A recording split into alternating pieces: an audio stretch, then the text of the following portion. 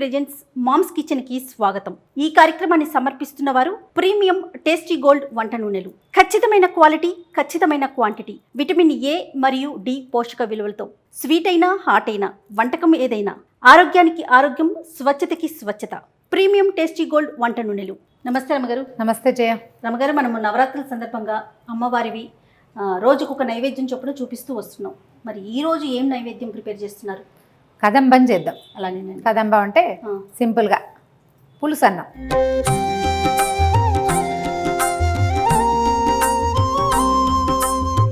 Israel bath అంటారు, కొంచెం ప్రాసెస్లో తేడా ఉంటుంది, దానికి చిన్న చిన్న తేడాలు ఉంటాయి.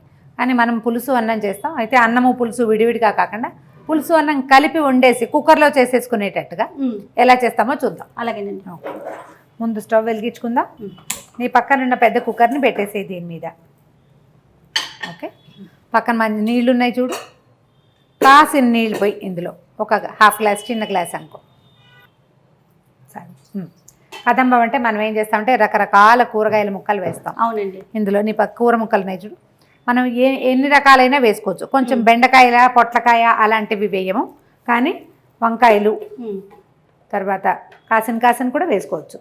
సొరకాయ, తర్వాత గుమ్మడికాయ, తర్వాత ఏమో ముల్లంగి, క్యారెట్, తర్వాత ఇగో ములక్కాడలు, బంగాళదుంపలు వేస్తున్నాం. కానీ మనం చామదుంపలు, తర్వాత ఏమో జీలకర్ర దుంపలు వేస్తే చాలా బాగుంటుంది. ఈవేళ మనకు అవి దొరకలేదు కాబట్టి అవి వేయట్లేదు. చామదుంపలు వేస్తే ఎక్సలెంట్ టేస్ట్, చాలా. అవునండి. ఇదిగో ఆలూలు వేసేస్తున్నాము. అరటికాయ, ఇంకా రకాలు మీ వైపు ఏ అలవాటు ఉంటే అవి వేసుకోవచ్చు. ఇవి పులుసులోకి. సో ఇప్పుడు కొంచెం కుక్కర్ పెంచుతాం కదా, దీనికి ఏం చేద్దామంటే మనం ఒక గ్లాసు బియ్యానికి అర గ్లాసు కందిపప్పు ముందే కొంచెం కడిగి పెట్టుకుంటే పప్పు బియ్యం నాని ఉంటాయి కదా, తొందరగా ఉడికేస్తాయి. ఇది కందిపప్పు పడుతుంది రమ్మగారు? అర గ్లాస్ కందిపప్పు పడుతుంది. పప్పు ఎక్కువ వేసిన కొందికి రుచిగా ఉంటుంది. దీనికి ఎట్లా అంటే ఇప్పుడు మామూలుగా నీళ్ళు ఊరికే ఒక హాఫ్ గ్లాస్ శాస్త్రాన్ని పోసాం కదా, చింతపండు ఆ మాత్రం చింతపండు పడుతుంది. మనం చేసే ఈ గ్లాసున్నర మొత్తం విషయానికి ఒక పెద్ద నిమ్మకాయ సైజు అనుకోండి, అంత నిమ్మకాయ అయితే ఒకటికి 3 నీళ్లు పోసుకోవాలి. 4:30 దాకా నీళ్లు. ఇది చింతపండు రసమే మొత్తం. ఇక మొత్తం రసం వేసేస్తున్నాను చూడండి. ఇందులో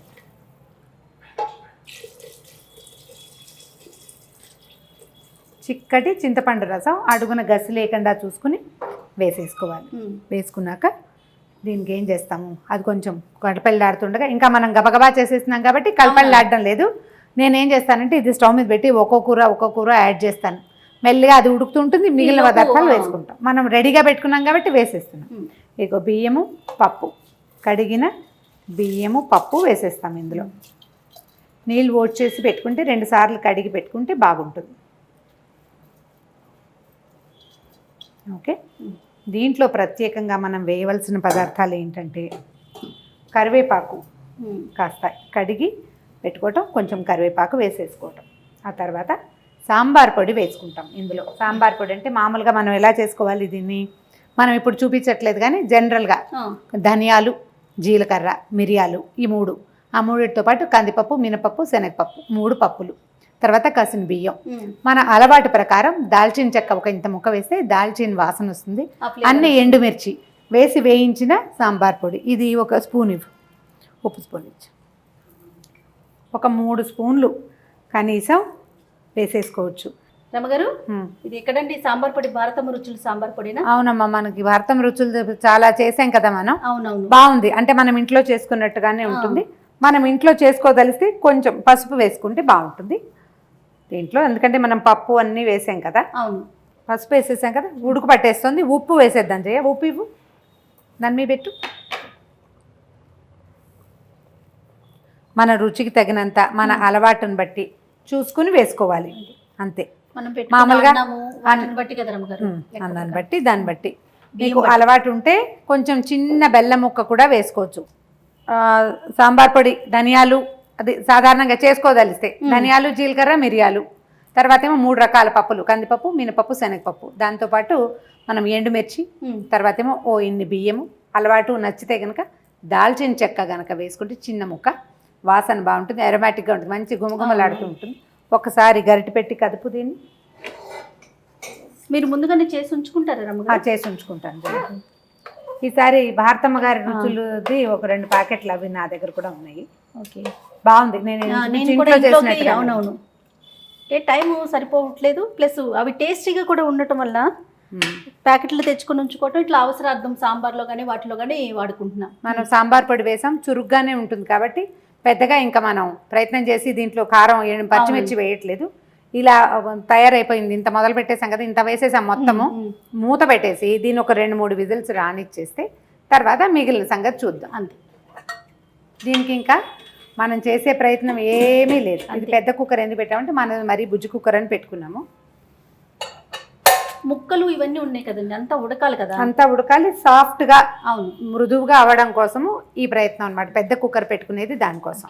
హైలోనే పెట్టారా? హైలోనే ఉంది. దీన్ని దిగాక దీంట్లో కొంచెం తాలింపు వేసుకుంటే ఈ పదార్థం తయారైపోతుంది. అలానే మామూలుగా విడిగా గిన్నెడు పులుసు చేసుకోవటము, విడిగా అన్నం వండుకోవటము, ఈ పులుసు అన్నము పులుసు అన్నము అన్నీ కలుపుకొని పైన తాలింపు వేసుకోవడం ఒక పద్ధతి. ఇలా అయితే మీరు చిన్న గ్లాసు రైస్ చేసినా కూడా ఇంత కుక్కర్ నిండా వచ్చేస్తుంది. ఇన్ని రకాల ముక్కలు వేస్తాం కదా, మొత్తం అన్ని కలిసి సులువుగా అయిపోతుంది, తొందరగా అయిపోతుంది. జస్ట్ ఏర్పాట్లు ఏంటంటే మనం అన్ని కూర ముక్కలు తరిగి పెట్టుకోవటము, తర్వాత చింతపండు రసం తీసి పెట్టుకోవడం, ఏర్పాటు చేస్తే 10 నిమిషాలు నైవేద్యం పెట్టేసుకో. అలాగే నమ్మగారు, ఎన్ని విజిల్స్ రాణిస్తారు? 3 విజిల్స్ వస్తే సరిపోతుంది. ఓకే. కుక్కర్ విజిల్ వచ్చేసాక మనం చిన్న తాలింపు వేసుకుని అది మూత వచ్చాక అందులో వేసేసుకోవటమే. వేసుకున్నాక మొత్తం కలిపేసుకుని కొత్తిమీర కొంచెం పైన వేసుకుంటే కదంబం రెడీ. అంతే.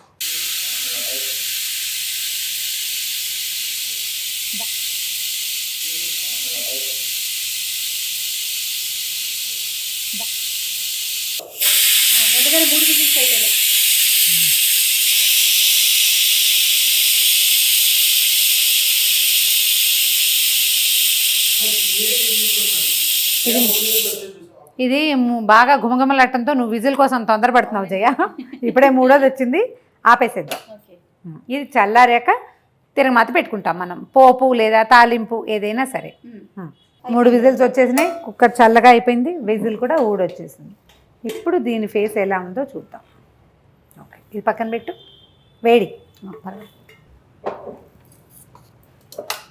ఇదిగో బాబా, చక్కగా వచ్చేసింది రమ్మగారు, బ్యూటిఫుల్గా ఉంది కదా. మనం దీనికి ఆ 1కి 3 నీళ్ళు పోస్తే ఇలా వస్తుంది. ఇంకా కొంచెం పలచగా చేసుకోవాలంటే ఇంకొక హాఫ్ గ్లాసు. మనం ఎలాగో 3 కంటే ఒక హాఫ్ గ్లాసు ఎక్కువే పోస్తాం. ఇందులో టమాటాలు వేయచ్చా వేయకూడదా, ఇంకా ఏమైనా వేయచ్చా అంటే ఎవరి చాయిస్ని బట్టి వాళ్ళు వేసుకోవచ్చు. ఇది తీసేసాం కదా, ఒక చిన్న తాలింపు వేద్దాము. అలాగేనండి. ఈ చిన్న తాలింపు అంటే నెయ్యి కొంచెం ధారాళంగానే వేసుకుని, కొంచెం పప్పులు వేసుకుని, తర్వాత ఏమో కాస్త జీడిపప్పు, కొత్తిమీర, అంతే. మీ ఫేవరెట్ ఇంగువ చెప్పలేదు మీరు. నేను వేసేస్తాను ఇప్పుడు చెప్పకపోయినా కూడా. శనగపప్పు వేస్తారు కానీ నేను కొంచెం శనగపప్పు కనిపిస్తే నచ్చదు నాకు, వెయ్యను నేను. 2 మెంతి గింజలు వేసుకోవచ్చు. మనం ఈ అమ్మవారి నైవేద్యాల్లో కొంచెం మెంతులు తక్కువే వాడుకుంటున్నాం కదా. సో నెయ్యి కాగిపోయింది. ఇది పెద్ద స్టవ్ కదా, తొందరగా వచ్చేస్తుంది. మినపప్పు అన్నీ మీ వైపే ఉన్నాయి. ఓకే, కాసిన ఆవాలు, తర్వాత జీలకర్ర, కొంచెం జీలకర్ర వేసాక నీ పక్కన ఎండుమిర్చి ఉంది, తీస్తావా? వేసేనా? వెయ్యి. స్పూన్ తీసుకో, కొంచెం ఇంగు వేద్దాం. ఇది పులుసు కదా, అవునవును, పులుసుకి తప్పకుండా ఇంగు వేసుకుంటేనే బాగుంటుంది. ఓకే, ఇంగు వేసేసాం. ఇప్పుడు జీడిపప్పులు వేసేద్దాం. ఇంకా కాసిన జీడిపప్పులు కూడా వేసుకోవచ్చు. దీంట్లో నూనె తిరగమాత పెట్టకుండా మనం నేతితోటే తాలింపు పెడితేనే వాసన చాలా బాగుంటుంది. అండ్ రెండోది ఏంటంటే కదంబానికి ధారాళంగా నెయ్యి వేసి వడ్డిస్తే ఎక్కువ రుచిగా ఉంటుంది. అంటే పులుసు కదా, అవును, దానికి నెయ్యి కాంబినేషన్ మంచి కాంబినేషన్. మనం అమ్మవారికి పెట్టేటప్పుడైతే కొంచెం పైన నెయ్యి ఎలాగో వేస్తాం కదా, అలా వేసేసుకోవచ్చు. ఇదిగో వేగిపోయింది. వేసేనా? వేసేనా. స్టవ్ ఆపేసేద్దాం. దాన్ని ఒకసారి కాదు కొంచెం ఫ్రెష్ కొత్తిమీర తుంపి వేసుకుందాం అందులో. అలాగే ఉండు, ఇది వేసాక కదుపుతూ కానీ ఇది వేసాక సన్నగా అందంగా కూడా కట్ చేసుకోవచ్చు. కాకపోతే పెద్ద సౌందర్యానికి పెద్ద ప్రాధాన్యం ఇవ్వకపోతే కనుక చేత్తో నలిపిన కొత్తిమీర ఎక్కువ వాసన వస్తుందని ఒక ఫీలింగ్. ఒకసారి కదిపేసి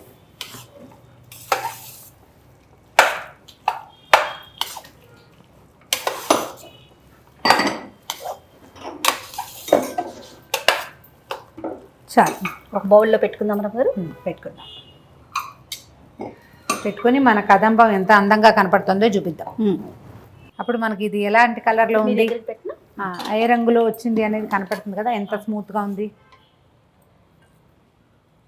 బాగుంది కదా, చూడ్డానికి బాగుంది. చూడు, చిలకడ దుంపలు చామ దుంపలు వేసుకుంటే చాలా అందంగా వస్తుంది, చాలా ఎక్కువ రుచిగా ఉంటుంది. కదంబం రెడీ. అమ్మవారికి శాకంభరి అవతారం వేస్తారంటే అన్ని రకాల కూరగాయలు సృష్టించిన తల్లి. అలా ఎన్ని కూరలు కుదిరితే అన్ని కూరలు వేసుకుని ఈ శాకాన్నాన్ని లేదా ఈ కదంబ సాదాన్ని అమ్మవారికి నివేదన చేయటమే. కొంచెం నెయ్యి ధారాళంగా వేసి నివేదన చేసి ప్రసాదం పంచుకోవటమే. తల్లి కాపాడమ్మని మనస్ఫూర్తిగా దండం పెట్టుకోవటమే. రమగారు, మరి ఈ వంటల కార్యక్రమం ఇన్ని రోజులు మనం మామ్ ఛానల్లో వేసుకుంటూ వచ్చాం కదండి. దీనికి సంబంధించి ఒక సపరేట్ ఛానల్ని క్రియేట్ చేయబోతున్నాం, అదే మామ్స్ కిచెన్. ప్రేక్షకులందరూ కూడా తప్పకుండా మా సుమన్ టీవీ మామ్ని ఎలా ఎంకరేజ్ చేశారో మామ్స్ కిచెన్ని కూడా అలాగే ఎంకరేజ్ చేస్తారని మేము భావిస్తున్నాం. రోజుకు ఒక వంటకం మీ అందరికీ నేను రమ్మగారు చేసి చూపిస్తాం. మీ వైపు నుంచి వచ్చే ఆలోచనలు కానీ సలహాలు కానీ కామెంట్ రూపంలో తప్పకుండా మాకు తెలియచేయండి. అలానే Suman TV presents moms kitchen కూడా ఎంకరేజ్ చేయండి. థ్యాంక్ యూ రమ్మగారు. Thank you Jaya. So moms కిచెన్లో వంటలన్నీ చేయడానికి రెడీగా ఉండండి రమ్మగారు మీరు కూడా. అలాగే. థ్యాంక్ యూ అండి. Thank you Jaya.